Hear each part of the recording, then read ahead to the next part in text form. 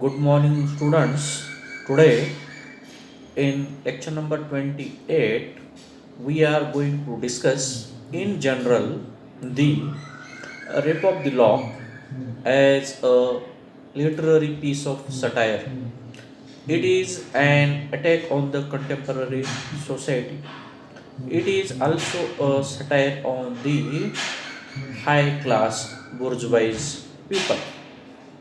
So, in this lecture number 28, just I am going to the discuss the part. In this lecture, dear students, we are going to study in general the information, discussions, or overall issues about rape of the law today and tomorrow.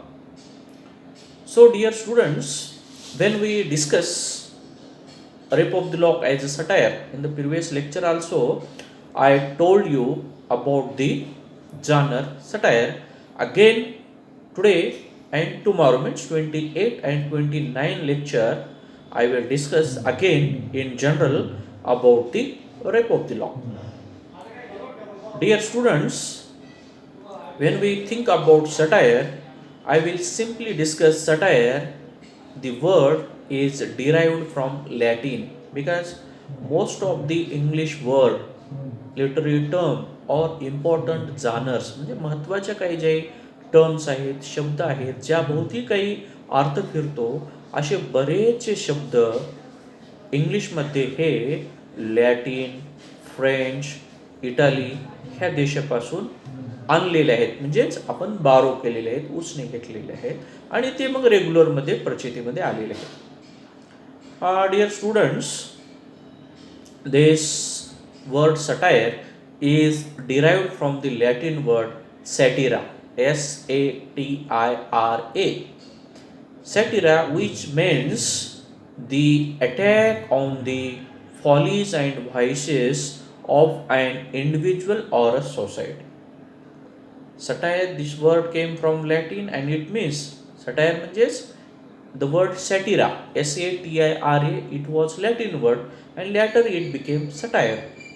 आणि satire म्हणजेच काय? It is literary attack. जसं आपण एखाद्यावर सूड घेण्यासाठी शिव्या देतो तसं साहित्यामध्ये त्याला साहित्यिक अटॅक म्हणतात, जो की आपण शब्दांनी त्यांच्यावर शब्दाचा वार करत असतो.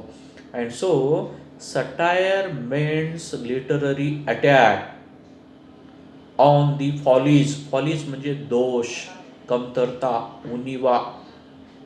On the follies and vices, दुर्गुण, दोष, व्हायसेस म्हणजे दुर्गुण, म्हणजे एखाद्याच्या उणिवा किंवा कमतरतेवर टीका केलेली असते. मग तो एखादा व्यक्ती असो किंवा तो एखादा समाज असो. पर्पज काय त्याच्या मागचा उद्देश? त्याचा मागचा मूळ उद्देश आहे की सटायर मागचा मूळ उद्देश म्हणजेच a literary attack on the individual or the society aims to or view to correcting their faults, vices through laughter and ridicule written either in prose or verse. साहित्यात एखाद्या कविता असेल किंवा एखादा प्रोज पीस म्हणजे धडा असेल, त्याद्वारे एखादा व्यक्ती किंवा समाजातील जे काही दुर्गुण असतील ते साहित्यातील भाषेद्वारे त्यांच्यावर टीका केली जाते. आणि टीका करण्यामागचा मूळ उद्देश हा आहे की त्यांच्यामध्ये कुठंतरी करेक्शन झालं पाहिजे, सुधारणा झाला पाहिजे आणि त्यांनी ते दोष बाजूला ठेवून त्याच्यात त्यांनी सुधारणा केली पाहिजे. So satire means a literary attack on the follies and vices of an individual or the society, and it aims at correcting the vices or follies that we found in the person or in the society through the piece of literature, that may be poem or a prose, or we can simply say drama or novel. Means in such literary genres, literary types, highly expose one's nature in detail. आणि मूळ उद्देशाच्या मागचा काय आहे, त्याच्यामध्ये सुधारणा झाली पाहिजे. So, a rape of the lock, this mock epic or the long poem is a social document. हे एक समाजाचं एक चित्रण आहे, social document, because it mirrors contemporary society and contains a social satire. The Rape of the Lock is a social document. Why it is called as a social document? का म्हणलं त्याला सामाजिक चित्रण?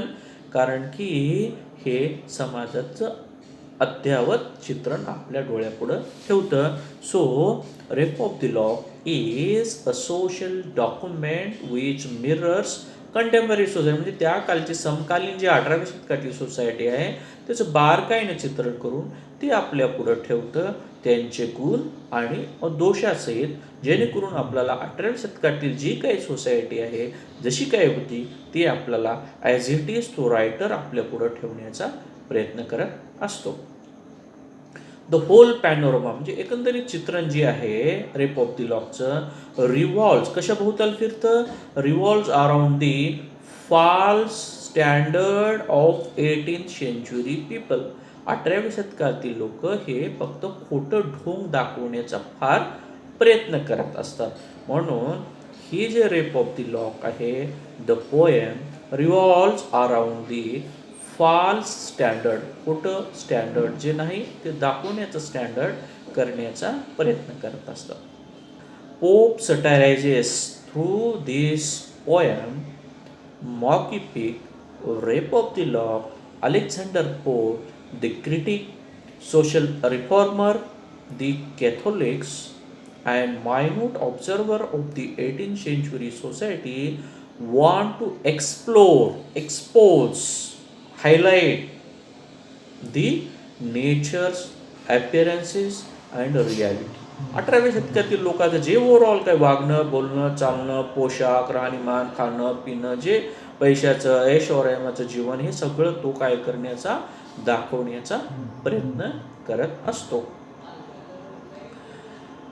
The Rape of the Lock, in short, revolves around the false standard of 18th century society, and it further satirizes the young girls and boys, aristocratic women and men. अशा aristocratic men and women, their free time activities, nature of husbands and wives, and professional judges and politicians of the day.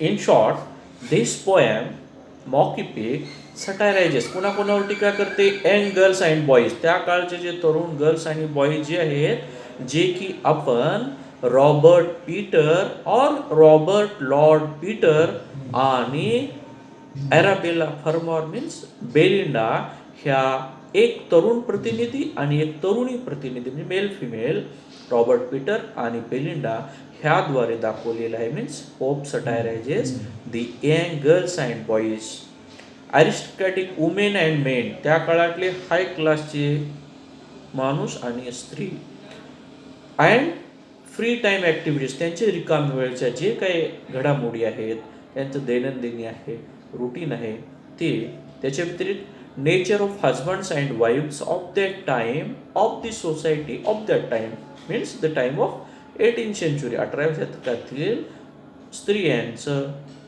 पुरुषांचं, पतीचं, पत्नीचं जे वागणं, बोलणं, स्वभाव, आणि त्याच्या व्यतिरिक्त the professional जजेस and politicians of the day, त्या काळचे काही जजेस असतील, व्यावसायिक आणि राजकारणी लोक आहेत, या सगळ्यावर अलेक्झांडर पोप ह्या रेप ऑफ द लॉक ह्या पोएमद्वारे डिटेल्ड इन्फॉर्मेशन देत असतो.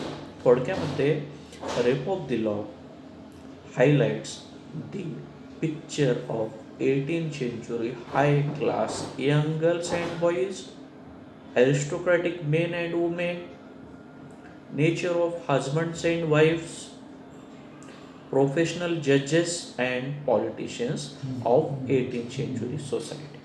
So in short, on all this circle, all on these people he makes a harsh comment, म्हणजे तो कडवी टीका करतो ह्या लोकांबद्दल, कारण की त्यांचं जे काही ओव्हरऑल या पोएममध्ये कॅन्टो 1 to 5, कॅन्टोनमेंट 1, 2, 3, 4, 5 ह्याद्वारे अलेक्झांडर पोप आपल्या पुढे जे काही ठेवतो तो एकंदरीत टीकेस पात्र आहे असं तो म्हणतो. ह्या पोएमद्वारे अलेक्झांडर पोप ह्या पोएम्सद्वारे डिटेलली काय डिस्कस करत असतो की पोप क्लिअरली डिपिक्ट्स म्हणजे दाखवणे किंवा चर्चा करणे. Pope clearly depicts means highlight, दाखवणे दी ॲब्सर्डिटीज. ॲब्सर्ड म्हणजे मूर्खपणा, ॲब्सर्ड म्हणजे ज्या वागणं, बोलणं, चालणं ह्याला कुठल्याच पद्धतीचा काही अर्थ नसतो. Pope clearly depicts the absurdities and frivolities of the fashionable circle of the 18th century England through this poem mock epic rape of the law. तो काय करतो, त्या काळच्या समाजातील लोकांद्वारे लोकांचा अभ्यास करून एकंदरीत त्यांच्यासोबत राहून तो त्या लोकांचा मूर्खपणा आपल्या पुढं त्या कॅन्टोनमेंट म्हणजे कविताचे जे भाग दिलेले आहेत 5 त्याद्वारे तो आपल्या पुढे व्यक्त करण्याचा प्रयत्न करतो. आता बेलिंडा जे आहे, लॉर्ड पीटर आणि बेलिंडा ॲराबेला फार्मर हे 2 मेन कॅरेक्टर आपल्या पुढे दिलेले आहेत. तर सुरुवातीला बेलिंडाबद्दल थोडं एक्सप्रेस करतो. According to Alexander Pope, the world means overall routine of Belinda, the world of fashion is a trivial world. Belinda is totally devoted. Her world and her overall routine is made for fashion. Fashion means Belinda. So the world of fashion is a trivial, frivol, absurd, satiric. Vices are the similar words. म्हणजेच trivial म्हणजे एकदम ज्याला काही value नाही, absurd म्हणजे meaningless, fashionable, फ्रिव्हॉलिटीज म्हणजे